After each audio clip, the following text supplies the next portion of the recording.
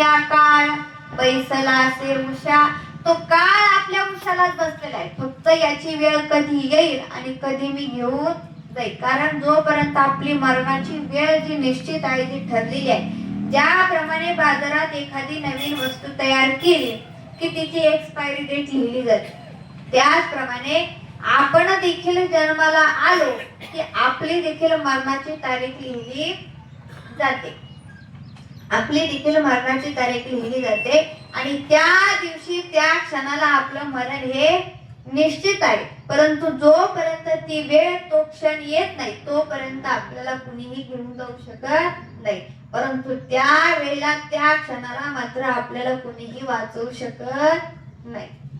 परंतु जर त्या भगवंताचं नाव मुखामध्ये घेतलं तर आजचं मरण उद्यावर जाऊ शकतं, परंतु मरण हे कोणालाही चुकत नाही. मरावं प्रत्येकाला लागतं, प्रत्येक जीव जाणार आहे.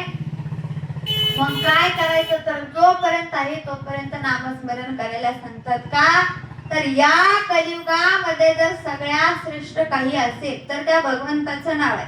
आधीच्या काळामध्ये सर्व काही संत महात्मे नामस्मरण करायचे. कितीतरी दिवस काही एकही अन्न न खाता, अन्नाचा शीत न खाता, एकही घोट पाणी न पिता नामस्मरण चिंतन करायचे. कितीतरी यज्ञ करायचे. तेव्हा कुठं भगवंताची प्राप्ती व्हायची. काही न तर होतही नव्हती. परंतु कलियुगामध्ये सर्वात सोपं साधन आहे. कलियुगा माझे करावे कीर्तन तेने नारायण दीन भेटी. कलियुगामध्ये भगवंताचं नामस्मरण चिंतन केलं की भगवंताची भेट होते. का तर कलियुग आहे, हे कलियुगामध्ये सर्वात सोपं साधन आहे. आपल्यासाठी भगवंताने सर्वात सोपं साधन दिले म्हणजे भगवंताचं नामस्मरण करणं. एवढंच नाही तर वारीला जात असताना जर आपण आपल्या मुखामध्ये भगवंताचं नामस्मरण करत करत जर चाललो, पण भगवंताचं नामस्मरण करत तर जावं लागतं. जर दुसऱ्या गप्पा मारल्या तर काही उपयोग नाही. जर भगवंताचं नामस्मरण करत करत जर वारीला गेलो तर काय होतं तर नाम घेता वाट चाले यज्ञ पाऊला पाऊले. वाटेमध्ये चालत असताना जर भगवंताचं नाव घेत घेत जर आपण चालत गेलो तर आपल्या पावला पावलाला यज्ञ घडतात. म्हणजे कलियुगामध्ये सोपं साधन आपल्याला सांगितलं. आधीच्या काळामध्ये खूप काही भगवंताची प्राप्ती होण्यासाठी खूप काही करावं लागायचं, परंतु कलियुगामध्ये सर्वात सोपं साधन आहे फक्त भगवंताचं नामस्मरण चिंतन करायचं. बरं काय सेपरेट वेळ भगवंतासाठी वेगळा वेळ काढायचा असं सांगितलं का? तर तसं नाही. तर कामामध्ये काम काही म्हणा राम राम. तुम्ही कुठलंही काम करा आणि काम करत असताना भगवंताचं नाव घ्या. बरं काय म्हणायचं?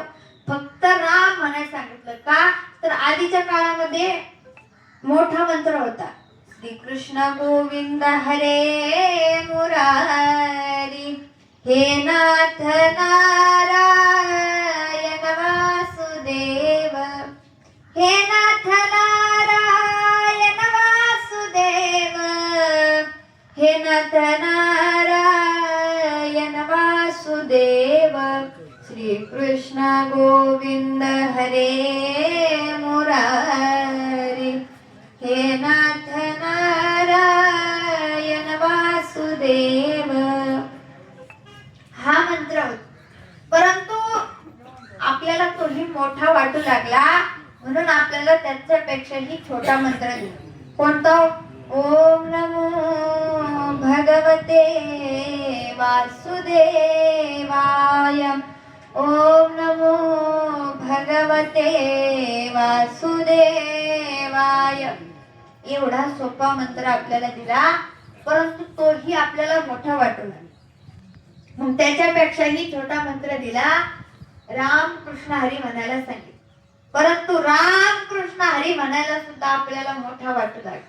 मग काय मंत्र दिला तर विठ्ठल माझा माझा माझा माझा माझा, विठ्ठल माझा मी विठ्ठलाचा, विठ्ठल माझा विठ्ठल माझा मी विठ्ठलाचा, विठ्ठल माझा विठ्ठल माझा मी विठ्ठलाचा.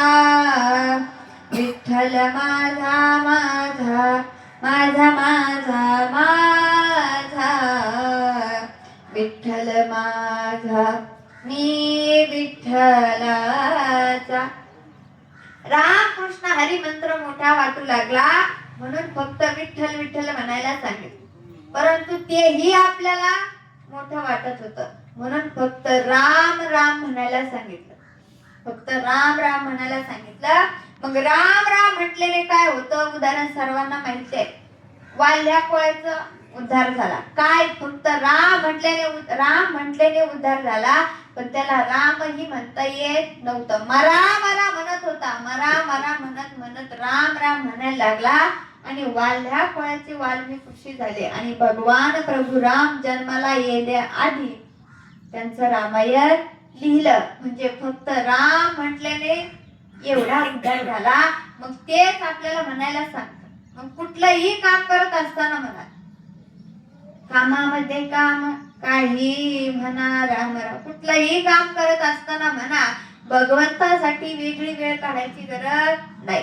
कारण आपण या संसारामध्ये आलो आणि संसारामध्ये गुंतलो. तसं तुकोबराय सांगतात की आलिया संसारा उठा वेग करा शरण जाऊ दारा पांडुरंगा. या संसारामध्ये तुम्ही आलात तर आता तरी उठा आणि जागे व्हा. उठा जागे भारे आता स्मरण करा पंढरी नाथा भावे चरणी ठेवा माथा चुकवी व्यथा जन्माच्या. आता तरी उठा आणि जागे व्हा आणि काय करा, शरण जाऊ दारा पांडुरंग. त्या भगवान पंढरीशी पांडुरंग परमात्म्याला शरण जा. त्या भगवान परमात्म्याचं नामस्मरण करा. कारण कलियुगामध्ये त्या भगवंताचं नाव श्रेष्ठ आहे. कसं सांगून जाईल. 5 पांडव भगवंताकडे गेले आणि सांगितलं की भगवंता येणारं युग हे कोणतं आहे आणि येणार